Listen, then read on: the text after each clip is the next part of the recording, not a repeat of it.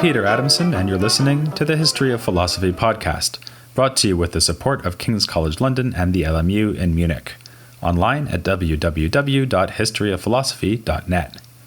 Today's episode, A Matter of Principles, Albo and Abravanel. As every American schoolchild knows, in 1492 Columbus sailed the ocean blue. He was dispatched on his voyage of discovery by Ferdinand and Isabella, famous as heroes of the Christian reconquest of the Iberian Peninsula. But heroic isn't really the right word for them, if you ask me. In the same year of 1492, they offered the Jews and Muslims remaining in Spain a stark choice: convert to Christianity, leave our realms, or die. Many Jews converted and many left, sometimes choosing the Islamic world as the safest haven. This was a departure from the policy of earlier Christian monarchs. A century earlier, the rulers of the Christian principalities in Spain had tried, albeit unsuccessfully, to stop a spasm of violence targeting Jews in the year 1391. The view from the top typically saw Jews as valuable members of the community, serving an especially useful role in economic terms. On the other hand, throughout the medieval period, Jews were often seen as being akin to Muslims. Often they were respected as Abrahamic peoples, much as Muslims designated the Christians and Jews as fellow peoples of the book. But for the same reason, chasing the last Muslims out of Spain seemed to the rulers to go hand in hand with the removal of the Jews. Before this final act of religious cleansing, there had of course been centuries of tension, cooperation, and competition between the three faiths that flourished in Andalusia, frequently spilling across the border into southern France. We have already seen several examples. There was the Khuzari of Judah Halevi, with its favorable comparison of Judaism to Christianity and Islam. There was the shocking event in which Christian authorities were enlisted by Jews to repress rationalist currents among their co-religionists in the so-called Maimonidean controversy. We met the Jewish translator, Avndauth, who helped render philosophical works into Latin for a Christian readership, and Gersonides, who lavished his attention on the works of the Muslim commentator Averroes. There were long periods of peace, but also outbreaks of anti-Jewish violence under both Islamic and Christian rule. One particularly remarkable illustration of the fraught tension between Christians and Jews occurred in the early 15th century. It was a debate, or rather a series of debates, convened by one of the anti-popes of Avignon over a nearly 2-year period. From February 1413 to November 1414, 69 sessions were held in the Spanish city of Tortosa. At these sessions, Jewish rabbis had the opportunity to defend their religion against a particularly knowledgeable opponent. He was a Christian who had converted from Judaism, taking the rather wonderful new name of Jerónimo de Santa Fe. Jerónimo knew his Talmud well, so he was able to argue that statements in this rabbinic text prove that the Messiah, still expected by his Jewish contemporaries, had in fact already appeared, in the person of Jesus of Nazareth. Most of the rabbis who debated with Jerónimo eventually capitulated, signing a document abandoning the authority of the Talmud, which suggests that they converted to Christianity. But not all the Jewish scholars were willing to sign. One who did not was Joseph Albo. A native of Aragon in Spain, Albo was a student of Hasdai Crescas, the brilliant critic of Maimonides and Aristotelian natural philosophy. Albo's participation in the debate left a mark on his writings. He composed a now-lost attack on Christianity and a surviving treatise called Sefer ha-Ikarim, or Book of Principles. This was a contribution to what can fairly be described as the dominant debate within later medieval Jewish philosophy, never mind debates with the Christians: the question of the principles that ground the Jewish law. We already saw that Albo's teacher Crescas was taking up Maimonides' list of principles in the light of the Lord. He complained that in offering a philosophical defense of his principles, Maimonides had unwittingly placed the whole edifice of Judaism on an unsteady foundation. Albo followed his master in criticizing Maimonides, but with his own Book of Principles, he was still pursuing the broadly Maimonidean project of trying to establish the basis on which belief must rest. From a historical point of view, we can see this as a reaction to the challenges that faced the Jewish communities of Spain and southern France in the medieval period. The Muslim Almohads chased Maimonides and many other Jews out of Andalusia, and the situation of Jews later under Christian rule was not particularly comfortable either. Constant pressure to convert, either to Islam or to Christianity, was answered with polemical writings against the rival faiths, but also with attempts to show that the Jewish law rests on certain well-defined and well-demonstrated principles. Maimonides was the greatest exponent of this strategy. In pursuing it, he was applying to his religion the lessons of philosophy. Like a demonstrative science, as defined by Aristotle, the Judaism of Maimonides would have a solid foundation in first principles, which play a role like axioms in mathematics. In fact, we might compare the discussion of principles in Maimonides and his heirs to something we saw in late antiquity. The pagan thinker Proclus wrote a work called The Elements of Theology, in which he imitated the axiomatic method of Euclid to present Neoplatonism as a demonstrative science. Just as Proclus was responding to the rising tide of Christianity in antiquity, so the competition of the Almohads' brand of Islam and the Christianity of the Reconquest led Maimonides, Crescas, Albo, and others to investigate and establish the principles of their own faith. Another benefit of their approach was to lay down exactly what it means to be Jewish. What would Jews give up by converting, and what beliefs must they maintain to avoid heresy? Maimonides' ideas about the principles were highly intellectualist. For him, Judaism was of course about law and practice, but it was also a matter of assenting to a range of doctrines that just happened to bear a striking resemblance to the ideas of the philosophers. Hence his controversial claim that Jews must believe in the incorporeality of God. Albo tends to be less rigorous in drawing the line between orthodoxy and heresy. Perhaps because of his experiences in the Tortosa debate, which had focused on the question of whether Jesus was the Jewish Messiah, Albo does not think that belief in the future appearance of Messiah is a litmus test for membership in the Jewish faith. Jews are supposed to believe this, all right, but denying it does not make you a heretic. Albo gives the same status to belief in bodily resurrection, another flashpoint in criticisms of Maimonides. As long as one accepts some form of reward and punishment after death, one is within the scope of Jewish belief, as far as Albo is concerned. When we imagine someone laying down a religious creed or list of doctrines, we don't usually think of it as a plea for flexibility and tolerance, but as these examples show, the laying down of principles and non-negotiable beliefs can widen the boundaries of orthodoxy just as much as it can tighten them. As a student of Crescas, Albo is particularly dubious that reason can establish the wide range of doctrines promised by Maimonides. Not only does Albo think that someone might imagine God as a body, yet remain within the faith, but he denies that rational proof can establish God's immateriality. Maimonides' philosophical theology centered on three claims: God exists, is one, and is immaterial. Of these, Albo thinks only God's existence could be proven demonstratively. For this purpose, Albo favors a regress argument already found in Aristotle to the effect that there must be some uncaused cause that can first activate potential for change. It's consistent with this proof that the matter out of which the universe is made might be eternal rather than created. This is the view that was adopted by Gersonides. Albo doesn't believe it, but neither does he think that it can be ruled out by rational argument.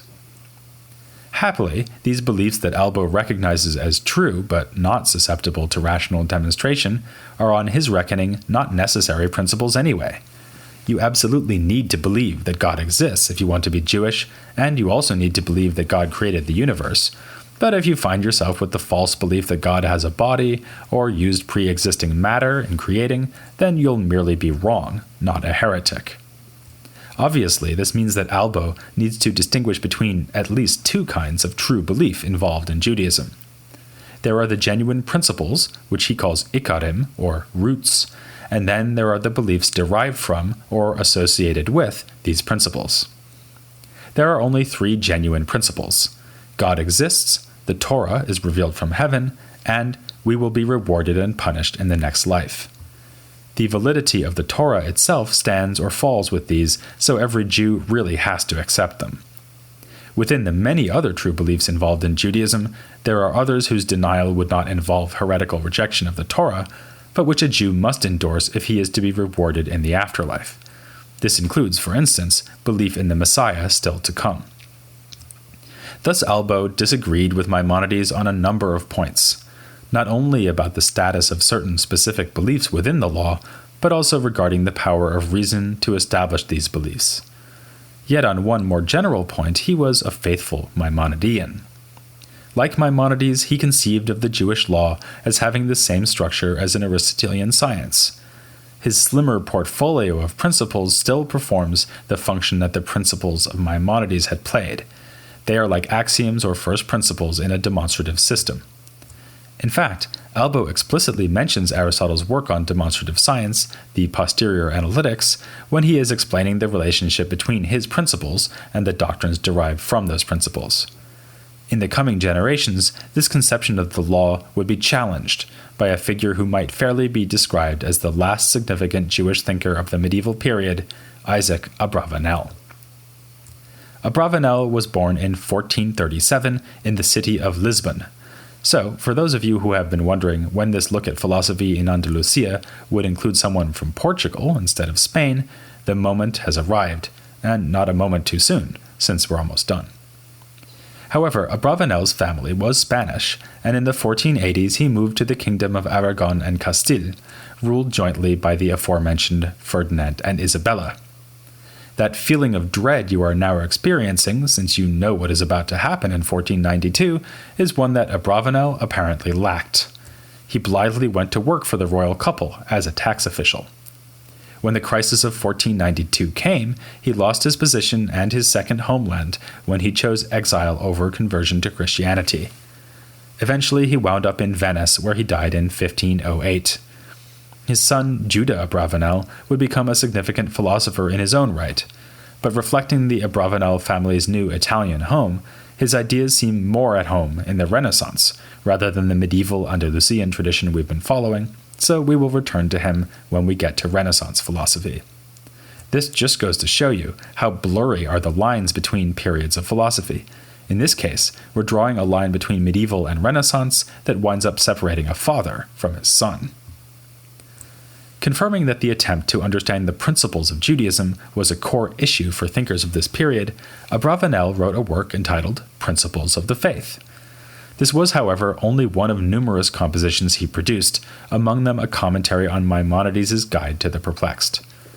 Speaking of perplexity, a strange feature of Abravanel's writing is that he seems to be further away from Maimonides' intellectualist approach than Crescas and Albo were, yet he presents himself as defending Maimonides from their criticisms. How can this be? Well, let's start with Abravanel's disagreement with the way his predecessors had pursued their principle project. He narrows down the list of principles even more than Albo had done, getting the number of fundamental doctrines down to the tidy sum of just one: belief in the creation of the world from nothing.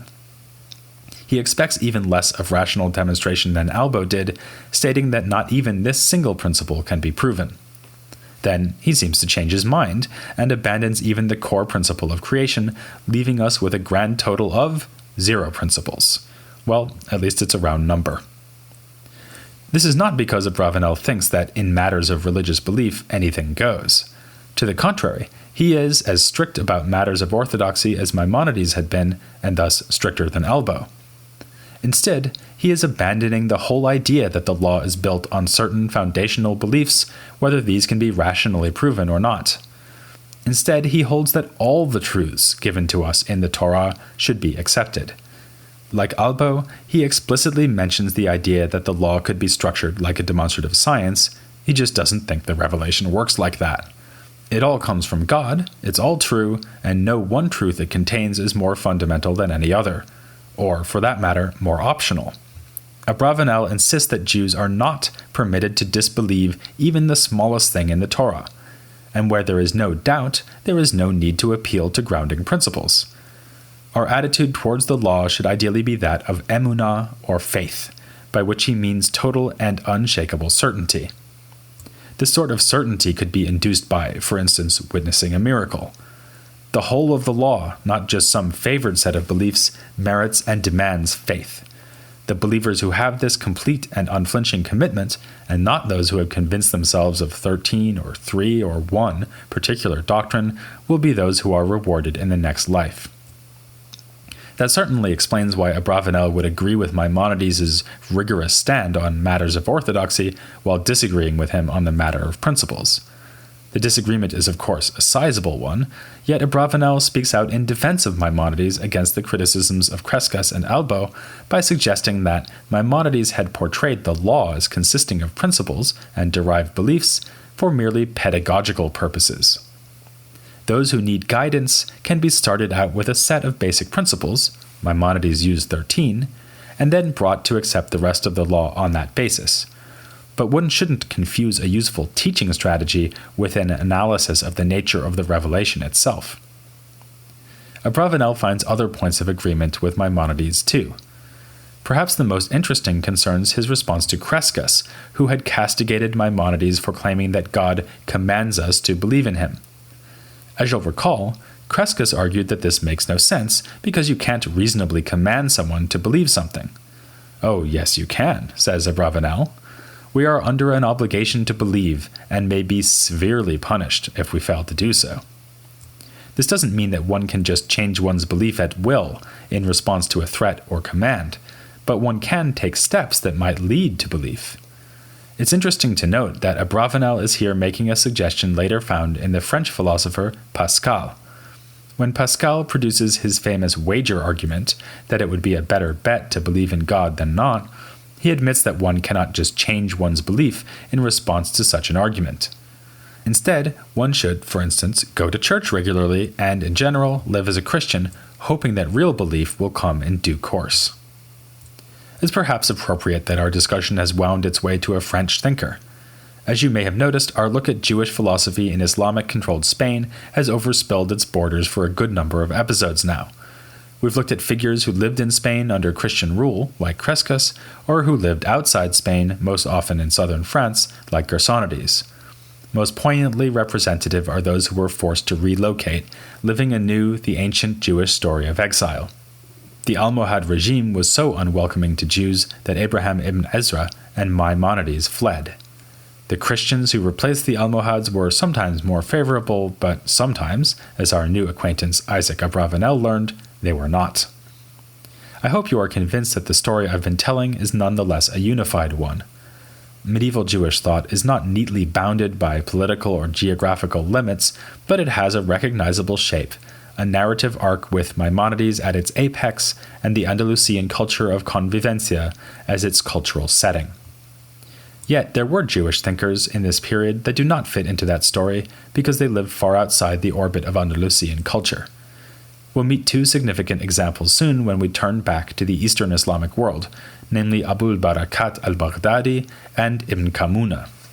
As we will see, they are fully integrated into philosophical developments in the East in the wake of Avicenna.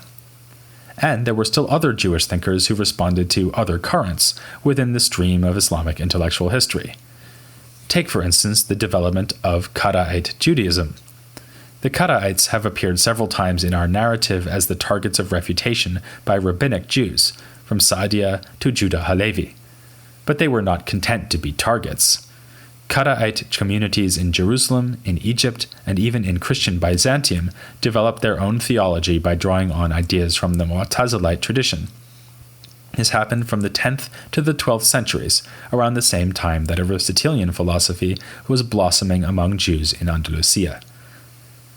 Philosophy could flourish among Jews in other places too.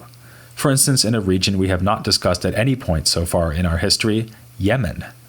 For the first half of the 15th century, as Joseph Albo was defending Judaism in debate and in writing in the far west, the Jewish community in Yemen enjoyed a benign environment under Zaydi Shiite rule.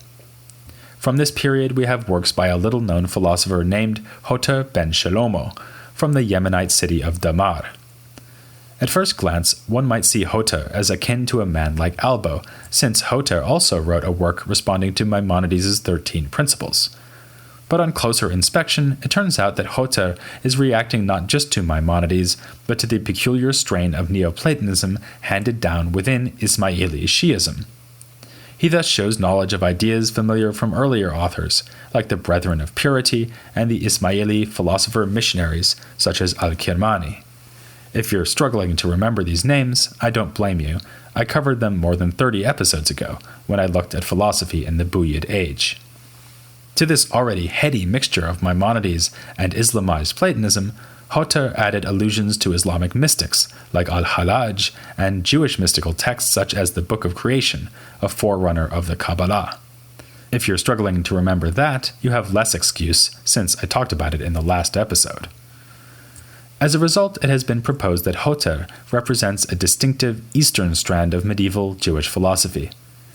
Men like HoP shared the obsession with Maimonides that we see among Spanish and French Jews, but combined this with a range of other influences owing to the different texts available to them. Here in Yemen, we have a kind of alternate reality of Jewish philosophy, in which Averroes was never born, and the Aristotelian cosmology of Maimonides is fused with the cosmic hierarchy of Neoplatonism. This is, in miniature, the story of philosophy in the Islamic world more generally. Like 19th century young men, we've gone west, and stayed there for quite a while. But it's just about time we turned our attention back to events in the Islamic heartlands. The third chapter of the story of philosophy in the Islamic world is about to begin, a story that will be dominated not by Maimonides or Averroes, but by Avicenna. Before fulfilling these Eastern promises, though, I want to take one last general look at the contribution of medieval Jews in philosophy and science. If there were a high school devoted to that subject, our next interview guest would be its principal. So join me for a conversation with Gad Freudenthal here on The History of Philosophy Without Any Gaps. مازال حي مازال محبوب القلب لا اشتاهوا لهذا المجال مازال حي مازال ما نسمح شي لو يصير عليها القتال